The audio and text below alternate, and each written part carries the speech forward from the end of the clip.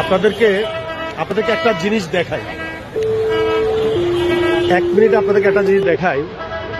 এই যে এই জায়গাটা দেখছেন, এই যে মানুষ নামাজ পড়ে, এটা হচ্ছে ধানমন্ডি ৮ একেবারে লেকের পাড়ে।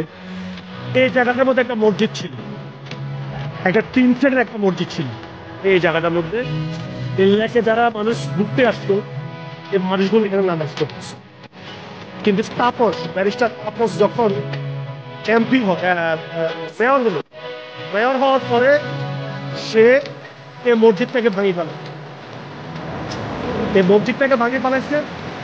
তখন যারা দায়িত্বশীল ছিল, এখানে কমিশনার ছিল দলীয়, সে বলছে এই মসজিদের সঙ্গে নাকি এখানে যে রবীন্দ্র সরোবর সেখানে প্রোগ্রাম করতে তাদের সমস্যা, যে মসজিদে আদান দেওয়া হয় আমাদের সময়গুলোতে রবীন্দ্র সরোবরে প্রোগ্রামগুলোকে বন্ধ রাখতে হবে। কত কথা বলে এখানে মসজিদটা ভাঙি। তখন কিন্তু আজকে যারা ৩২ ভাঙার কারণে যাদের চলা ঘামতেছে আবেগ, তারা সেদিন কোনো কথা বলে না। এখানে মসজিদটা যেদিন ভেঙে ফেলা হয়েছে, তারা সেদিন কোনো একটা কথা বলে না যে একটা আল্লাহর ঘর কেন ভেঙে ফেলা হইল। অথচ আজকে তাদের মধ্যে কেউ আজকে ধানমন্ডি ৩২ ভাঙার কারণে আজকে তারা আবেগ দেখাচ্ছে। এখানে যারা এখন আসল দায়িত্বশীল, এখানে মানুষের নামাজ পড়তে অনেক কষ্ট হয়।